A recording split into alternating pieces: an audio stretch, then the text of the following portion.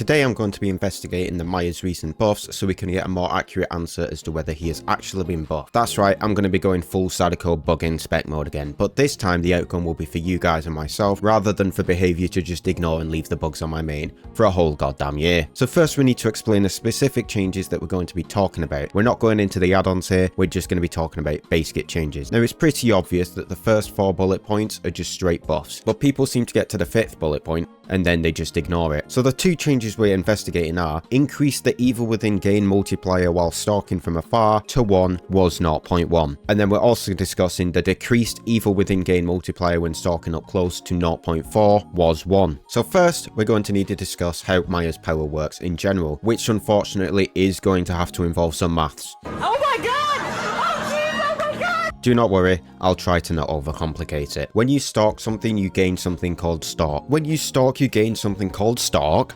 No shit, Sherlock! Okay, we're going to need to change that because that's going to get really confusing. We'll call the stalk that you get stalk points. So the stalk points is going to refer to this bar that goes up when you're stalking somebody when you're playing as Michael Myers.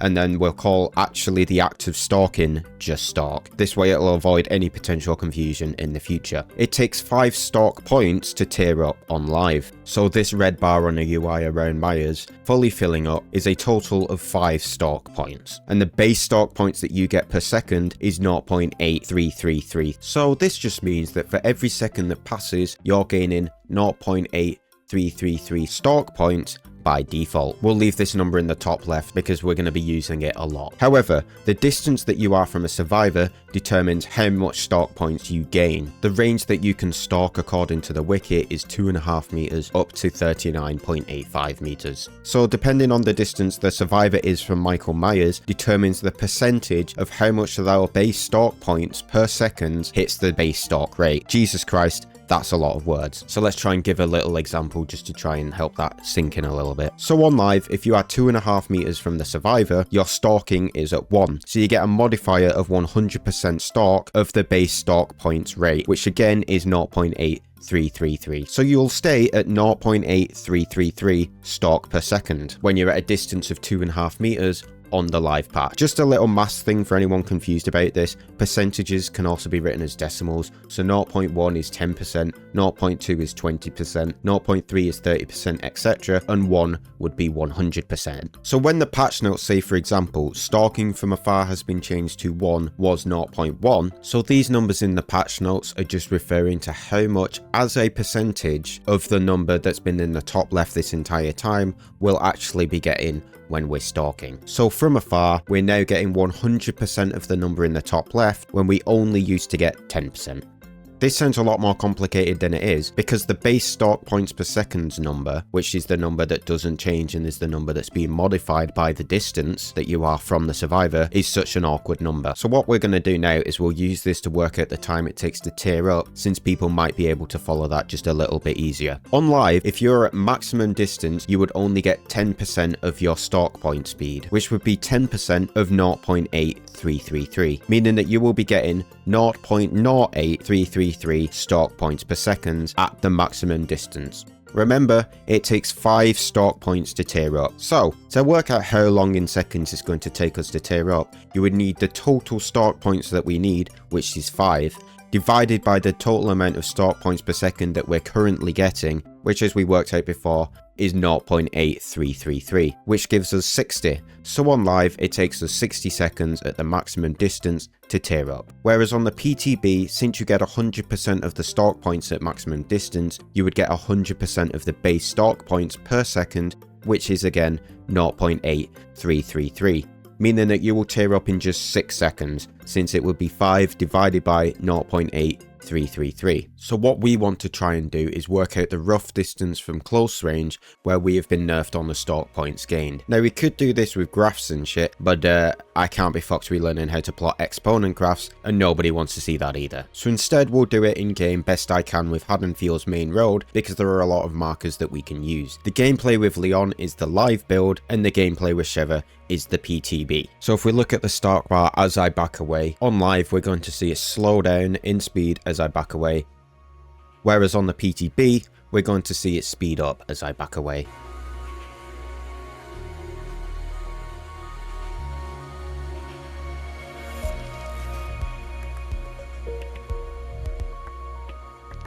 But as we can see, it took me significantly longer to hit tier 3 on the PTB than it did on live.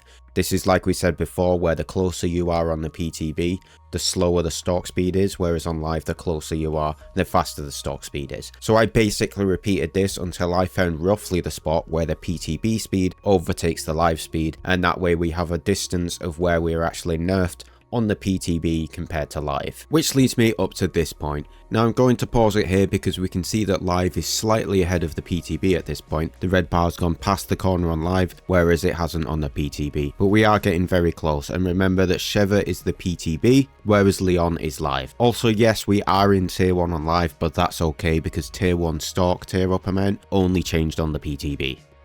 Right here is roughly the distance where the PTB is now faster than live on stalk gain. So any distance between where we currently are and where the survivor is where Myers has been nerfed on the PTB. So let's zoom out and see how far that is, shall we?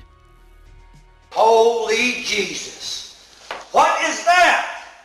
At the risk of being taken out of context, this is huge. It is bigger than the width of the road in Haddonfield. In fact, here's a bird's eye view I made to showcase roughly the range. Now it is true that anything greater than this distance, your strength exponentially increases, which we obviously can't forget about. But the distance here is pretty common to be stalking at, and something I don't think people who saw my last video were understanding when I said that this may be potentially bad. This distance is bigger than most of the average distances that you can stalk people on pretty much any indoor map in the game, or common spots on a lot of maps. In fact, let's go over a couple just to prove my point a little bit. Levies is going to be near impossible to stalk anyone consistently at equal to or greater than this range, so that entire map is basically just a nerf now.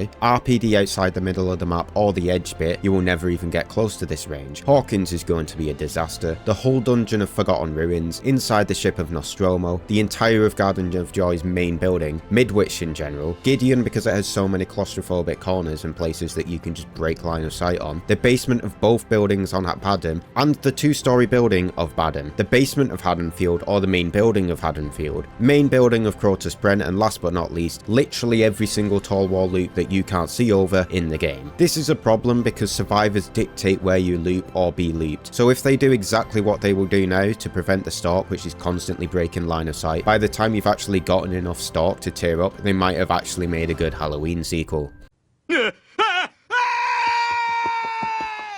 This buff, however, has giga buffed him on all the maps that he used to be terrible at, so pretty much any open map, but not open enough to where you can see Maya stalking you, so it needs to have enough open areas to where you have line of sight on them, but not so many that you can't stalk without being seen for a while. It's going to result in you needing to stalk from a distance on people who haven't seen you, because the second they do spot you, your stalk efficiency is going to be so low that it won't even be worth going for. I'm going to call this playstyle the stalk and run, similar to hit and run playstyle, but now we're doing it with stalking. I do think behavior should slightly increase the stalk modifier at close range, so you will get less stalk per second than at a distance, but it won't be really bad at close range like it currently is. I like the idea of being rewarded for stalking at a distance. It's what a lot of people, myself included, wanted, but right now we're just punishing Myers whenever we get an indoor map, and it seems silly, especially when Myers was one of the only killers who really strived on indoor maps. I did also look at Stalky Boy, who's the only Myers main that I know, and they concluded that it's probably better to hit a survivor and then stalk them as they run away, but most people are just going to book it to the closest tall wall loop and deny you if you stalk if you even try and do this. Anyway, you guys now also have the information. Don't let me dictate your opinions and come to your own conclusion with the information that I've given you. That's all for now. It took me a long time to put this together, so if in particular I made the maths easier to digest, I genuinely want to know. Other than that, I'll catch you guys on the flip-flop.